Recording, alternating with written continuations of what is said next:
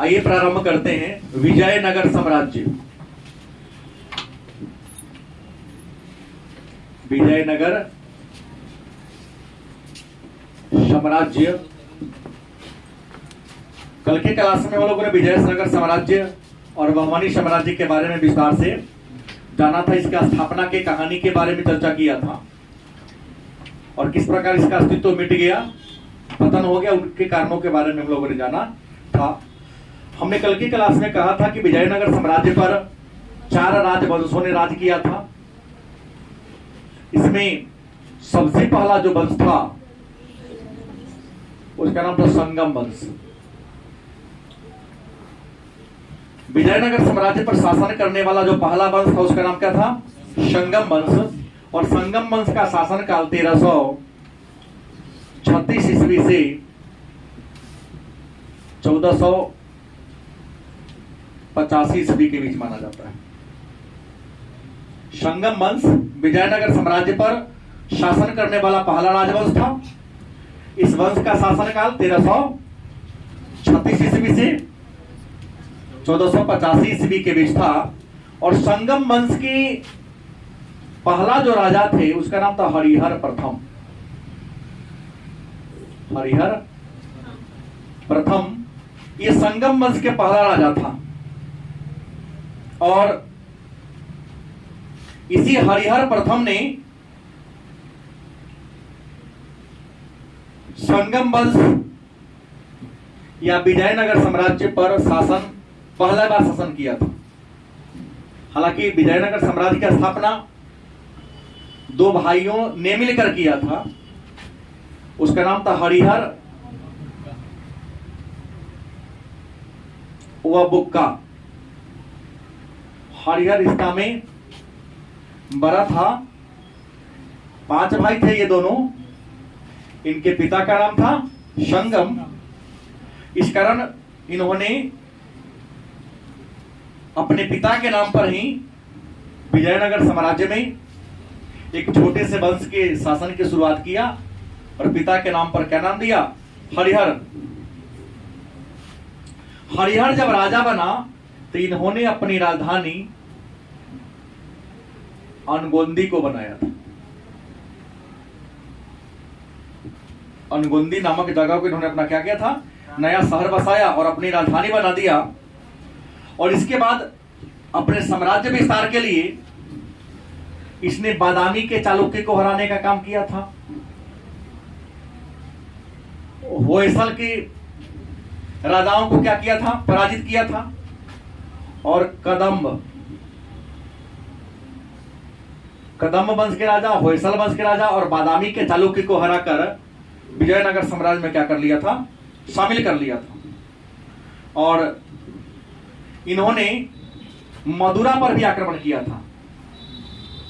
उस समय राजा वहां कौन था? कंपन राय।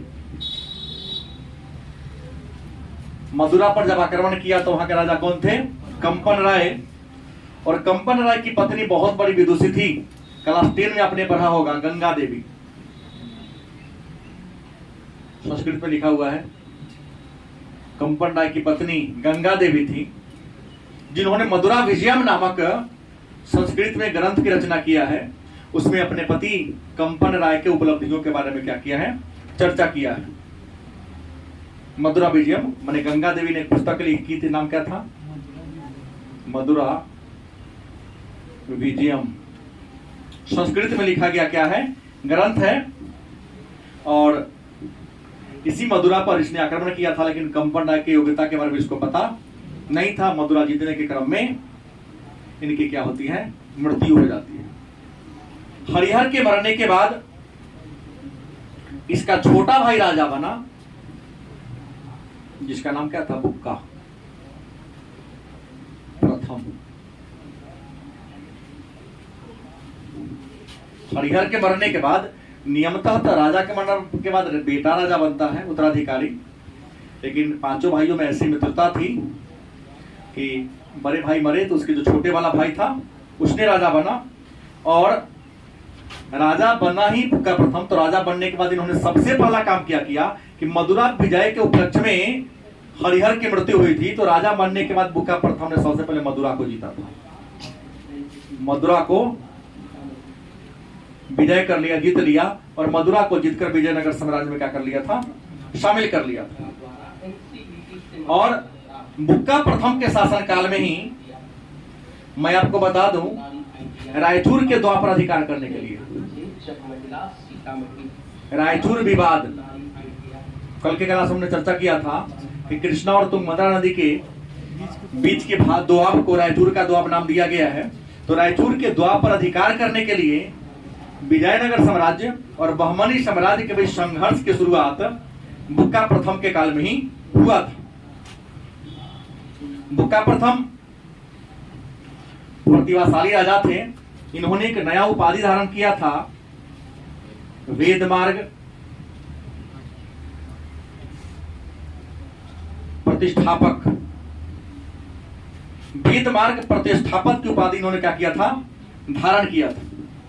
माने प्राचीन संस्कृति को स्थापना करने वाला, सनातन धर्म को विकसित करने वाला इसे कहा जाता है। और बुक्का प्रथम ने अपने शासनकाल में चीन में अपना दूत मंडल भेजा था। चीन में अपना क्या भेजा था, दूत मंडल भेजा था। चीन के साथ अच्छे रिलेशन की स्थापना करने के लिए चीन में अपना राजदूत भेजा था। लेकिन राजा ज्यादा उम्र में बने थे, किसी युद्ध में नहीं, अपने उम्र से इनके क्या होती है, मृत्यु हो जाती है। और इनके मरने के बाद विजयनगर का तीसरा राजा हरिहर द्वितीय बना, क्योंकि हरिहर प्रथम तो विजय संगम वंश का पहला राजा था, हरिहर द्वितीय राजा बना। और राजा बनने के बाद इसमें पहला राजा था संगम वंश का जिसने महाराजाधिराज की उपाधि धारण किया था। महाराजाधिराज मतलब राजाओं के राजा की पदवी धारण करने वाला संगम वंश के पहला अगर कोई राजा था तो हरिहर द्वितीय था। इन्होंने मैसूर, कांची, तिरुचिरापल्ली को जीतकर विजयनगर साम्राज्य में क्या करने का, मिलाने का काम किया था। और हरिहर द्वितीय भगवान शिव की पूजा करता था। और भगवान शिव की पूजा किस रूप में करता था, विरूपाक्ष।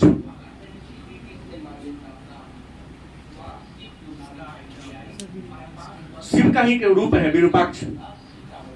दक्षिण भारत में जैसे कार्तिकेय को मुरुगन कहा जाता है, और उसे मुर्गा का रूप, मुर्गा के रूप में पूजा किया जाता है दक्षिण भारत में। वैसे शिव को विरूपाक्ष मैंने पक्षी वाला रूप के क्या करता लोग यहाँ पूजा करता था। यह परंपरा हरिहर द्वितीय के शासनकाल में प्रारंभ हुआ था। हरिहर द्वितीय के बाद चौथा जो राजा बना नाम था देवराय प्रथम। संगम वंश का जो चौथा राजा था वो था देवराय प्रथम। और देवराय प्रथम के शासनकाल में बहमनी साम्राज्य का एक राजा था फिरोज शाह। किसने, बहमनी का एक सुल्तान था जिसका नाम क्या था, फिरोज शाह। इस फिरोज शाह ने विजयनगर पर क्या कर दिया था, आक्रमण कर दिया था। बड़ी वीरता से लड़ाई हुआ, दोनों में आमना सामना हुआ। हालांकि देवराय प्रथम संजोग था कि क्या हो गया, सफल हो गया। देवराय प्रथम ने सिंचाई के विकास के लिए पहली बार ध्यान दिया।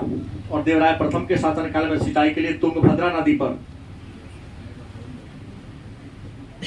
एक नहर का निर्माण कराया था। सिंचाई के विकास के लिए तुंगभद्रा नदी पर एक बांध बनाया और बांध बनाकर नहर निकालने का काम किया था ताकि लोग अपने खेतों में सिंचाई कर सके। और इसी देवराय प्रथम के शासनकाल में इटली का एक महान यात्री नाम था Niccolo Conti. Niccolo Conti Vijayanagara साम्राज्य की यात्रा पर आया था। यह प्रश्न 12वीं क्लास में प्रतिवर्ष पूछा जा रहा है लगातार कि विजयनगर साम्राज्य की यात्रा पर आने वाला पहला विदेशी यात्री कौन था। हर साल पूछता है, लगातार 3 साल से आ रहा है।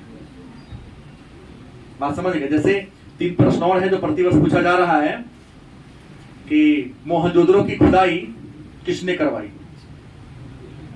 नहीं, आरडी बनर्जी। लोथल किस नदी के किनारे है? ये लगातार 3-4 साल से पूछते आ रहा है। वैसे ही 3-4 साल लगातार ये प्रश्न आ रहा है कि विजयनगर की यात्रा पर आने वाला पहला विदेशी यात्री निकोलो कोंटी था। और निकोलो कोंटी किसके शासनकाल में आया था? देवराय प्रथम के शासनकाल में आया था। कब आया था? 1420 ईस्वी में आया था। देवराय के मरने के बाद अगला राजा बना कौन? देवराय द्वितीय। देवराय द्वितीय विजयनगर साम्राज्य का अगला राजा था। और रियल में कहिएगा तो ये देवराय प्रथम का बेटा नहीं था क्या?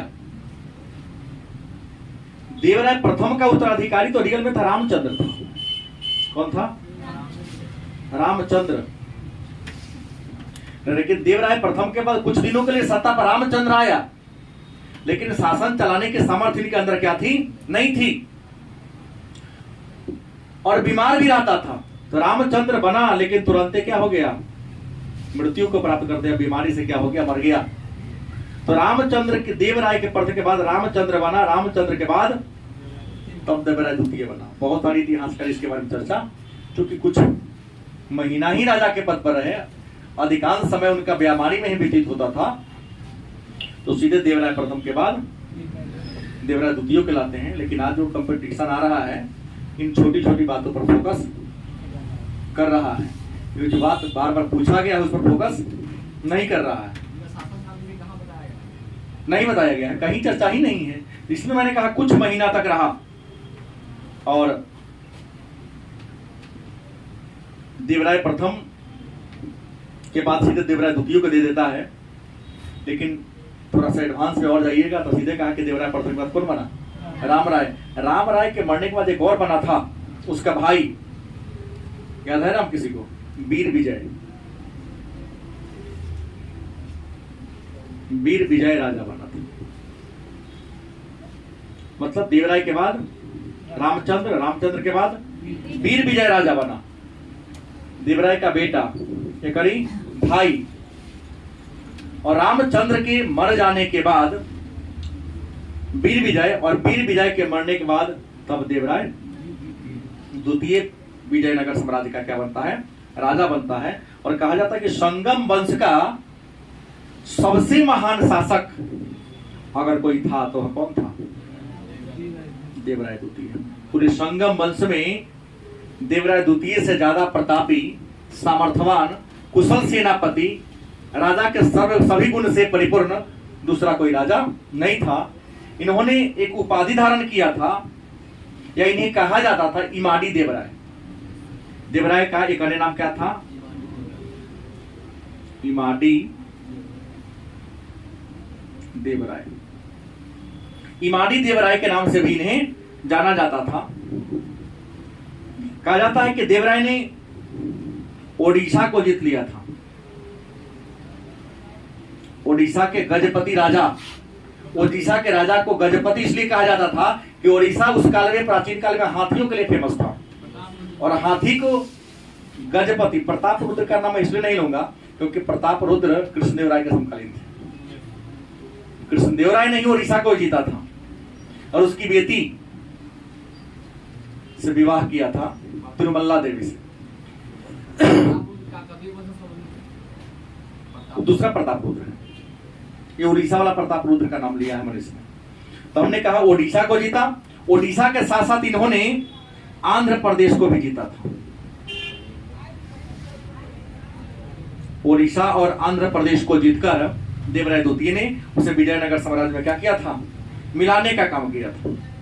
देवराय द्वितीय की खासियत थी विजय का कि इन्होंने अपनी सेना में, हम कल के क्लास में कहा था कि विजयनगर साम्राज्य पूर्णतः हिंदू साम्राज्य था, लेकिन देवराय द्वितीय ऐसा राजा था जिन्होंने अपने सेना के कुशलता को बढ़ाने के लिए सेना में तुर्क धनुर्धारी का क्या जी तो ही ना हुआ। तुर्क माने मुसलमान ना होता है। हाँ, इन्होंने अपने सेना में तुर्क तुर्क धनुर्धारी लगभग 2000 के आसपास तुर्क धनुर्धारी, क्योंकि जो तुर्क थे बड़े ही कुशल निशानेबाज थे और पहले के समय में तीर धनुष से ही भाला बर्छा से ही ज्यादा क्या होती थी, लड़ाई होती थी। तो 2000 के आसपास तुर्क धनुर्धारी का क्या किया था, विद्वान किया था। हाँ, एक और खासियत इनकी थी, देवराय का और विशेषता थी कि विद्या का महान संरक्षक था। विद्या का संरक्षक होने का मतलब यह विद्वानों का भी क्या करते थे, बड़ी आदर करते थे।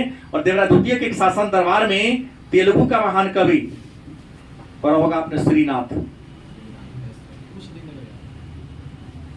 तेलुगु भाषा के महान कवि श्रीनाथ किसके दरबार में, देवराय द्वितीय के दरबार में क्या करते थे, रहते थे। और देवराय द्वितीय के शासनकाल में एक फारस के राजा शाहरुख ने देवराय द्वितीय के साथ दरबार में, कहां के राजा, फारस, और फारस का वर्तमान नाम क्या है, ईरान। राजा कौन था, शाहरुख। इन्होंने अपना एक राजदूत भेजा था, नाम था अब्दुल रज्जाक। अब्दुल बीपीएससी में 2 बार पूछा गया प्रश्न है, 65वीं में आया था कि अब्दुल रज्जाक किसके शासन काल में आया था, 40-42 में आया था, 42 में आया था अब्दुल रज्जाक। तो देवराय द्वितीय काल में आया था, क्या बनकर आया था, राजदूत बनकर आया था। किसका राजदूत था, तो फारस के, ईरान के राजा शाहरुख का राजदूत बनकर आया था। और इसी अब्दुल रज्जाक ने अपनी यात्रा विवरण में क्या किया है, विजयनगर साम्राज्य के उपलब्धि के बारे में, साम्राज्य की सुंदरता के बारे में लिखा है। और इन्होंने अपनी यात्रा विवरण में लिखा है कि विजयनगर साम्राज्य का जो महल था मंदिरों जैसा था और पहाड़ की ढलान पर बसा हुआ था। और संपन्नता के बारे में लिखा कि अन्य राज्य में तो बड़े बड़े उच्च पदाधिकारी भी सोने का आभूषण नहीं, यहाँ खेत में काम करने वाले गुलाम भी सोना का आभूषण पहनता था। राजा के गर्दन में तो समझो कि जितना मोटा हाथी के पैर में जंजीर नहीं होता, उससे मोटा राजा के गर्दन में जंजीर था। सोना से कम 5 किलो सोना का आभूषण राजा सुतने समय भी अपने गर्दन में लाद के रखते थे।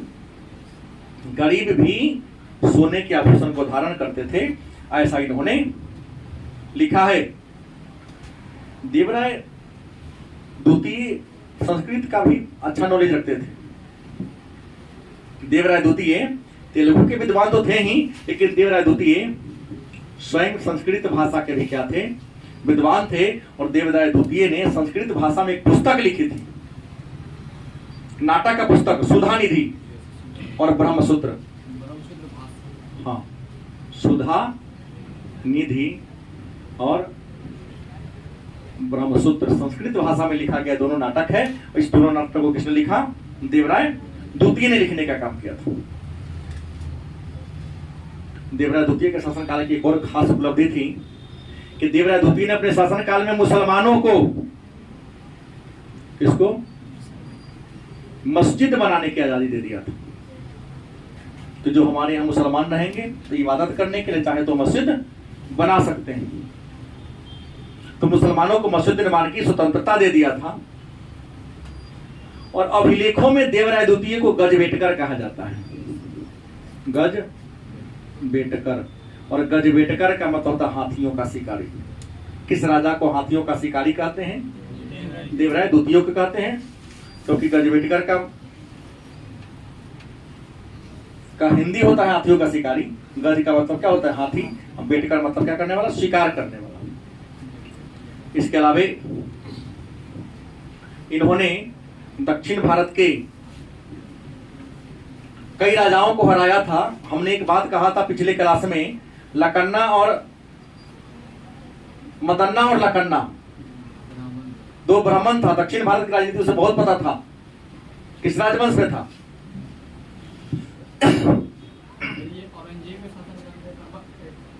औरंगजेब के शासन काल में नहीं था, जाटों के भी नहीं था, काकतीय वंश में थे।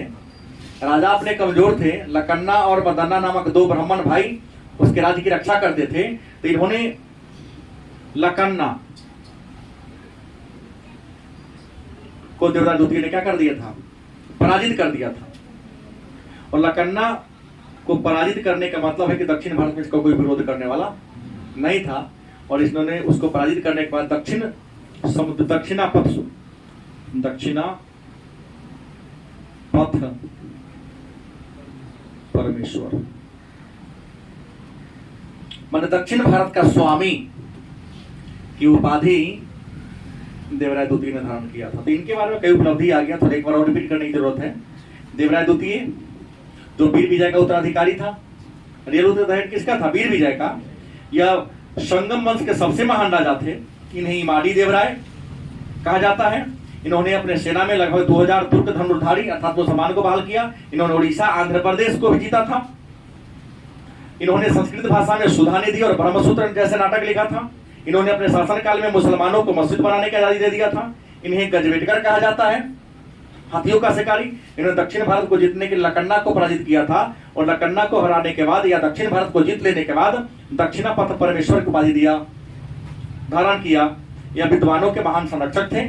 स्वयं विद्वान होने के साथ साथ इन्होंने तेलुगु भाषा के महान कवि श्रीनाथ को अपने दरबार में संरक्षण दिया था। और इनके शासनकाल में 1442 में फारस के राजा शाहरुख ने अपना राजदूत किसे बनाकर भेजा था? अब्दुल रजा को, जिन्होंने विजयनगर साम्राज्य की वैभवता का या विशालता के बारे में विस्तार से चर्चा किया।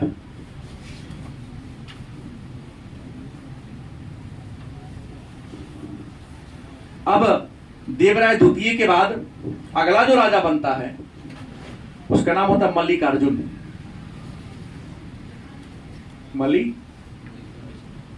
देवराय द्वितीय के बाद छठा राजा होगा ना, विजयनगर साम्राज्य का छठा राजा कौन हुआ? मल्लिकार्जुन। इतिहास में इनकी कोई उपलब्धि नहीं है, रियल में यह देवराय द्वितीय का भतीजा था। देवराय सेकेंड का क्या था? ये भतीजा था, और इन्हें प्रौढ़ देवराय कहा जाता है। इन्हें प्रौढ़ देवराय के नाम से भी जाना जाता है।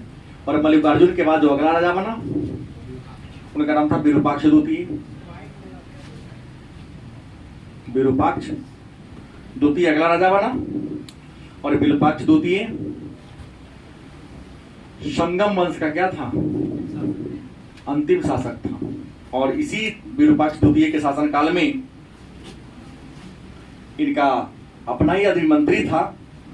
इन्होंने इसके कमजोरी का क्या उठाया? लाभ उठाया।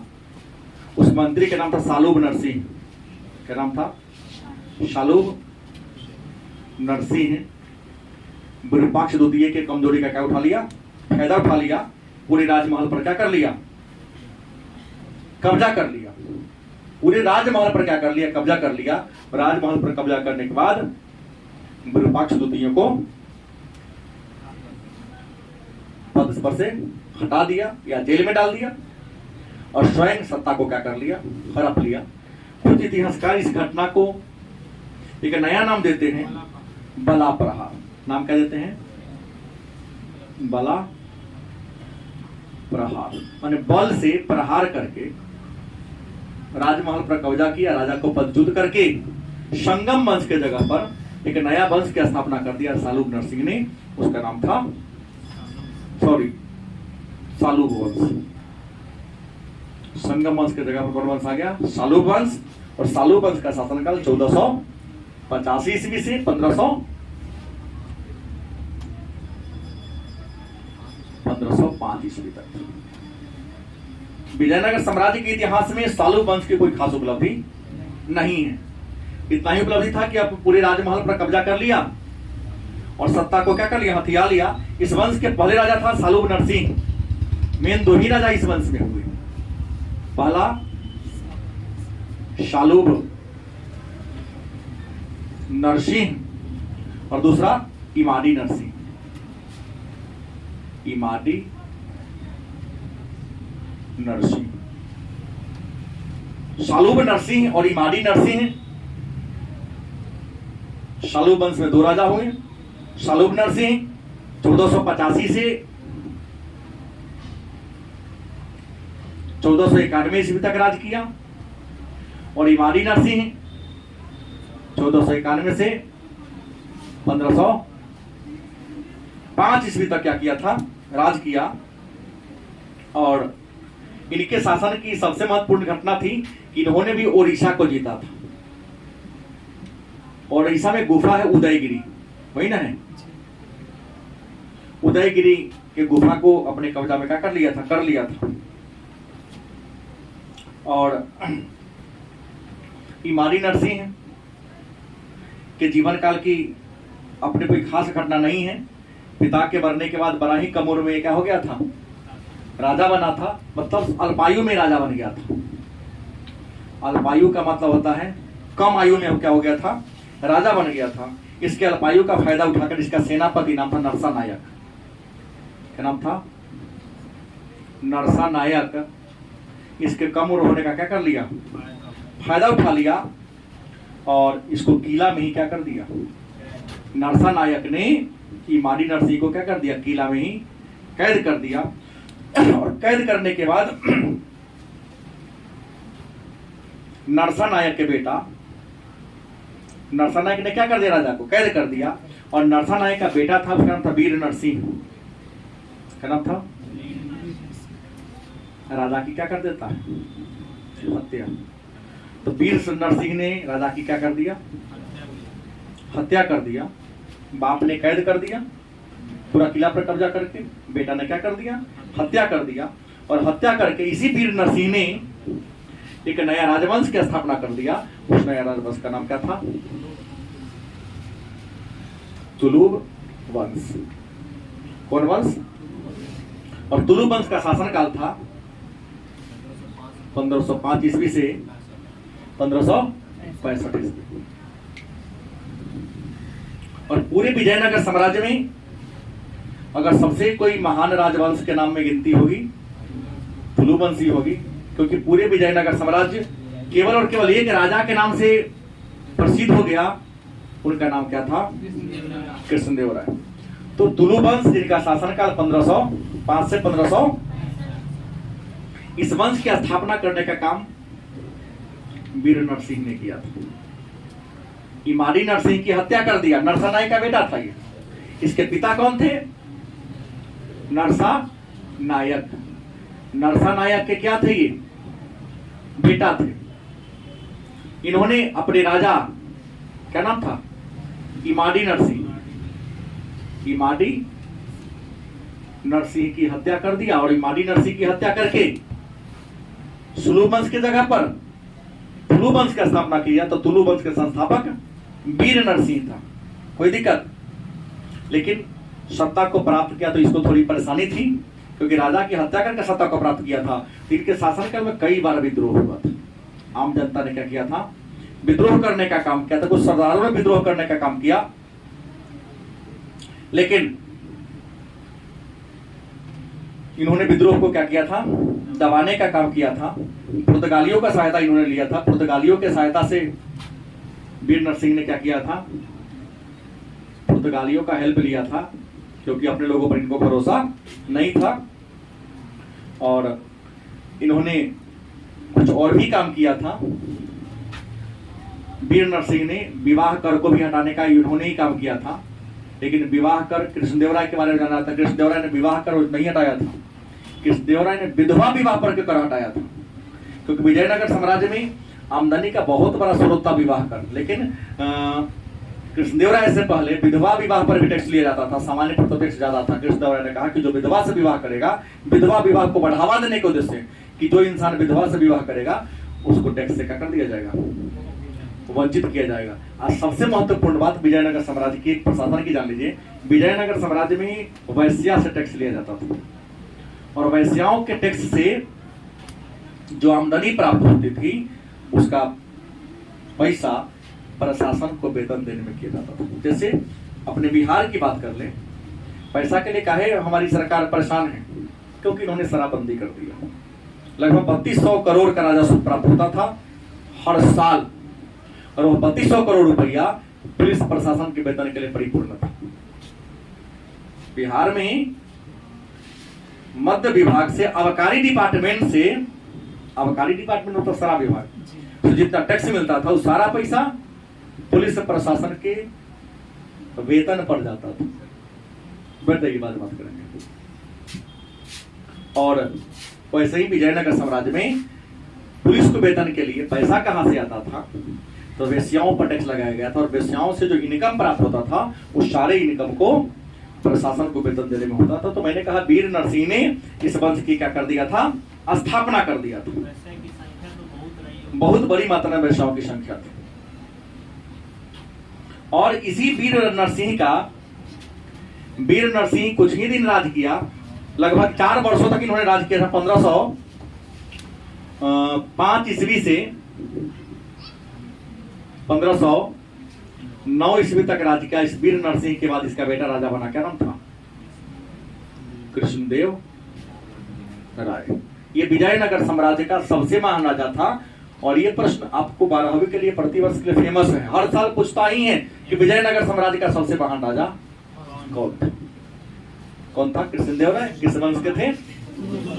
और इनका शासन काल था 1509 से लेकर 1529 तक, मतलब कुल मिला के इन्होंने 20 वर्षों तक क्या किया था, शासन किया था, राज किया था। कृष्णदेव राय आपको बता दें का शासनकाल विजयनगर साम्राज्य का स्वर्णकाल कह सकते हैं। विजयनगर साम्राज्य के साहित्य का, संस्कृति का, स्थापत्य कला का, ये पूरे स्वर्ण का स्वर्णकाल विजयनगर साम्राज्य के ये स्वर्ण का काल था कृष्णदेव राय का शासनकाल। कृष्णदेव राय संस्कृत भाषा के बहुत बड़े विद्वान थे और तेलुगु भाषा के भी बहुत बड़े विद्वान थे। संस्कृत भाषा में इन्होंने स्वयं पुस्तक लिखी थी और तेलुगु भाषा में भी। संस्कृत भाषा में जो किताब लिखी थी उसका नाम है जाबवंती कल्याणम।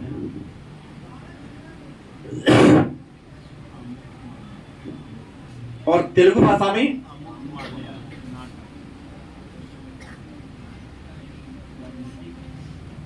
जाबवंती कल्याणम राजनीति की पुस्तक है, ये राजनीति की पुस्तक है, जान ले आप।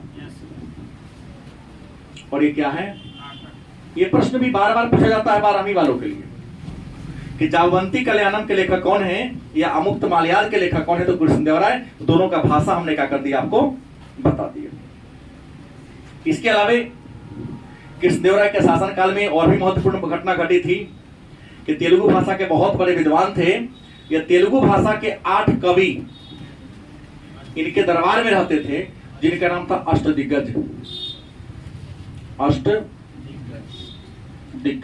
अष्टदिग्गज क्या था, तो कृष्णदेव राय के दरबार में तेलुगु भाषा के 8 बड़े बड़े विद्वान रहते थे। उन 8 विद्वानों के समूह को क्या कहा जाता था, अष्टदिग्गज कहा जाता था। इन अष्टदिग्गज में 8 बड़े कवि थे, लेकिन सबसे जो बड़ा थे उनका नाम था अलासीनोपेदना। अलासीनोपेदना सबसे महान था। और भी थे, सबके बारे में नाम जानने से कोई खास फायदा नहीं मिलने जा रहा है, लेकिन सबसे बड़ा अलासीनोपेदना थे। और एक और थे, नाम सुना होगा, तेनालीराम, रामकृष्ण तेनालीराम, इसलिए तेनालीराम नहीं, तेनालीराम रामकृष्ण। कार्टून देखने में तो बच्चों को खूब मजा आता है, बच्चा क्या बूढ़ों को भी मजा आता है। तेनालीराम का किस्सा इतिहास में हास्य के दृष्टिकोण से बड़ा फेमस है। नहीं, सब काम तेनालीराम फ्री में ही करवा लिया कर, चोर चक्का से ही करवा लेते थे। नहीं, तो तेनालीराम इन्हीं के दरबार में रहते थे। और कृष्णदेव राय ने उड़ीसा को जीता था, 1520 की कहानी है। नहीं, दक्षिण भारत में गोलकुंडा को भी इन्होंने क्या कर लिया था, जीत लिया था। पूरे दक्षिण भारत को जीत लिया। और दक्षिण भारत को जीतने के बाद इन्होंने यवन राज स्थापना चार्य को धारण किया था। कृष्णदेव राय को आंध्र भोज भी कहा जाता है, आंध्र भोज भी कहा जाता है। इन्हें आंध्र पितामह भी कहा जाता है। क्या, इनकी माता का नाम था नांगल देवी। माता के नाम पर एक बहुत बड़ा पोखरा खनवा दिए थे, जिनका नाम था नांगलपुरम जलाशय। 2 को शादी किए थे। पत्नी का नाम था चिंता देवी और दूसरी कौन थी? तिरुमल्ला देवी। तो जीत के ब्याह किए थे उड़ीसा को जीतने के बाद। हाँ, तिरुमल्ला को राजा ने विवाह कर दिया। बहुत सारा हाथी गिफ्ट में इनको मिला था। हाँ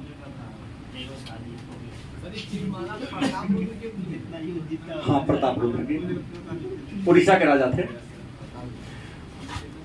कृष्णदेव राय घोड़ा के बड़ा शौकीन थे। हालांकि इनके चेहरा पर चेचक का दाग था। पूछा क्या प्रश्न है कि किस राजा के चेहरा पर चेचक का दाग था? कृष्णदेव राय। इनके राजा के महल के बगल में चला पंखा इधर वाला स्विच है, इधर वाला छोटे करके थे। चेहरा पर चेचक का दाग था। लेकिन एक बात है, शाटीन का कपड़ा पहनते थे, सिल्क, सबसे उम्दा किस्म का। कर्नाटक आज भी सिल्क के लिए भारत में फेमस है। हंसमुख था, अतिथि को बड़ा स्वागत करते थे। इनके बगीचा के बगल में खजूर का पेड़ था। आप लोग छात्र होंगे तो क्या कह देगा, तारीफ ही देते क्या? नहीं, खजूर का बगीचा था वहां।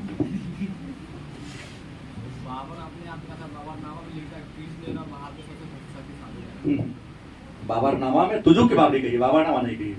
तुजू के बाबरी में बाबर ने लिखा है कि कृष्णदेव राय, सही बात है, दक्षिण भारत के पूरे राज्य को जीत लिया। उत्तर भारत की राजनीति में प्रवेश करके ओडिशा को भी जीतने का काम किया था। जिनके दरबार में अष्टदिग्गज रहते थे। एक बात हमें कुछ नया कहना चाहूंगा, ये अष्टदिग्गज है कृष्णदेव राय के दरबार में। एक और था अष्टप्रधान, इनका संबंध शिवाजी से था। और ये क्या थे? प्रशासक थे। ये आठों जो थे ना, प्रशासन के बड़े बड़े पदाधिकारी थे। लेकिन ये आठों क्या थे? कवि थे। कृष्णदेव राय ने विवाह कर खत्म किया था, विधवा विवाह कर खत्म किया था। कोई व्यक्ति विधवा से विवाह करेगा तो उसको टैक्स देना। सिंचाई के विकास के लिए इन्होंने एक नहर बनवाया था, उसका नाम था हिरिया नहर। कौन नहर?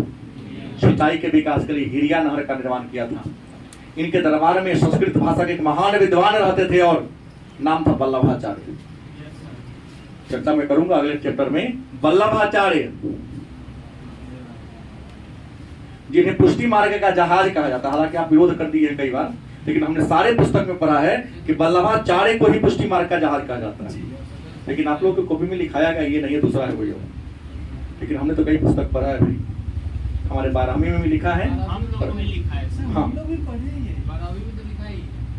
नहीं, एक आध बच्चा आके कहा, मैं बाद में चर्चा करूंगा। वल्लभाचार्य को पुष्टि मार्ग का जहाज कहा जाता है। और वल्लभाचार्य भी कृष्णदेव राय के दरबार में ही रहते थे।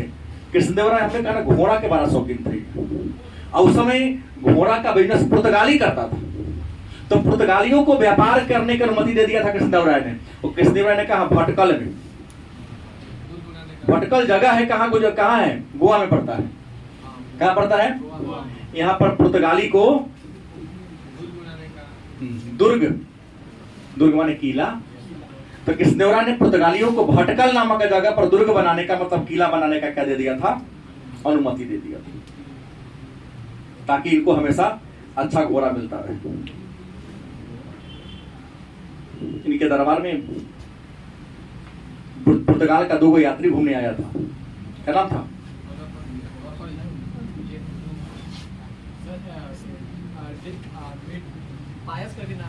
डोमिंगोस पेइस और बारबोसा। एडवर्डो बारबोसा और पेइस, पेइस और बारबोसा दोनों घोड़ा का व्यापारी था। दोनों कृष्णदेव राय के समकालीन ही विजयनगर साम्राज्य की यात्रा पर आया था। ये था कृष्णदेव राय। इन्होंने एक अच्छा काम किया था कि मुसलमान जो विजयनगर साम्राज्य में रहते थे, मुसलमान जो रहते थे, तो पुर्तगालियों को जो भटकल में दिया था दुर्ग बनाने का, कहा कि शर्त पर देंगे कि जो भी मुसलमान रह रहा है उसके जागीर को सब छीन लेना है। तुमको नहीं छीनोगे तो तुमसे हम क्या करेंगे? छीन लेंगे। तो भटकल में दिया था किस शर्त पर? कि तुमको यहाँ से मुसलमानों को गोवा छीन लेना है, क्योंकि गोवा पर पहले मुसलमानों का क्या था? दबदबा था। क्या था? हाँ हाँ, इसलिए ऐसा इन्होंने किया था। और कृष्णदेव राय के मर जाने के बाद इनका बेटा राजा बनता है, जो विजयनगर का तीसरा राजा हुआ। नाम है अच्युत देव राय। अच्युत्य देवराय, कृष्ण देवराय के क्या थे? बेटा थे। ये 1529 से 1542 तक विजयनगर साम्राज्य के राजा बने। सॉरी, बेटा नहीं थे, भाई थे। ये बेटा नहीं थे, क्या थे? कृष्ण देवराय के भाई थे। लेकिन भारत के इतिहास में, विजयनगर साम्राज्य के इतिहास में अच्युत देवराय का कोई ऐतिहासिक उपलब्धि, इनका शासनकाल शांतिपूर्ण का क्या था? काल था। और इसी अच्युत देवराय के बाद एक राजा बना जिनका नाम क्या था? सदाशिव। विजयनगर का चौथा राजा, मतलब कौन वंश का? तुलुक वंश का चौथा राजा था सदाशिव। और सदाशिव नाम मात्र का मात्र राजा था। नहीं, सदाशिव नाम मात्र का राजा था। इनके शासनकाल में शासन की सारी बागडोर इनका प्रधानमंत्री राम राय के हाथ में था। और यही राम राय महान चुगलखोर था। चुगलखोर भी दोनों के भाई, गाली दो तो एकदम इज्जत के साथ दो। और इसके चुगलखोरी का पता चल गया था बहमनी साम्राज्य के बीजापुर, गोलकुंडा और अहमदनगर को। और इसी के शासनकाल में, सदाशिव के शासनकाल में ही 23 जनवरी 1565 को दिन कौन था? मंगलवार था।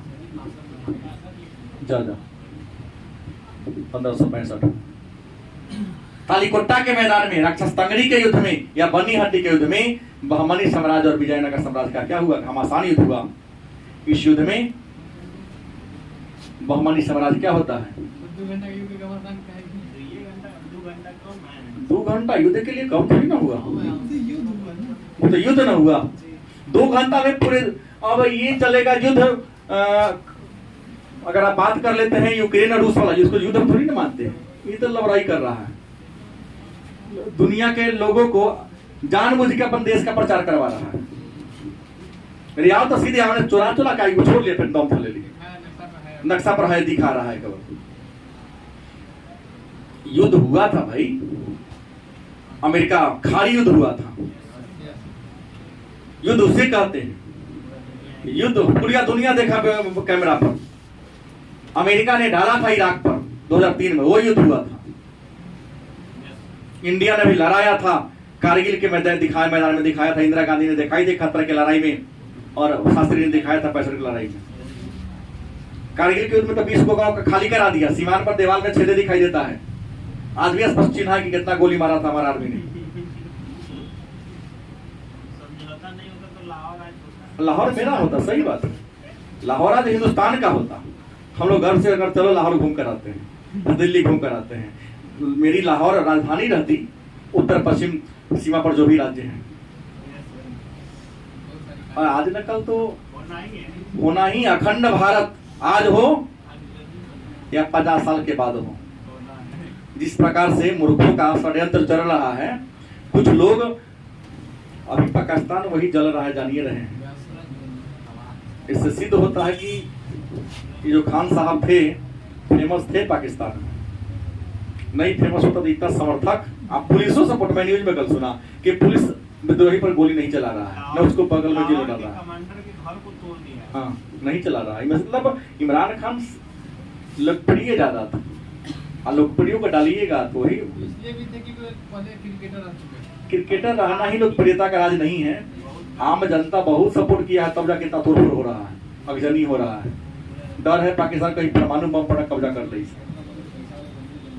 तो मुद्दे पर ये बात आया कि तालीकोट्टा के युद्ध के बाद विजयनगर साम्राज्य का क्या होता है? अंत हो जाता है। और विजयनगर साम्राज्य का जब अंत होता है तो विजयनगर साम्राज्य के खंडहर पर एक नया राजवंश की स्थापना होती है, जिसका नाम होता है आरा या आरवीडो वंश की स्थापना होती है। और इस वंश का शासनकाल 1570 से 5 साल का गैप हो जाता है। स्थिति वहां पर डमाडोल थी। 1650 तक,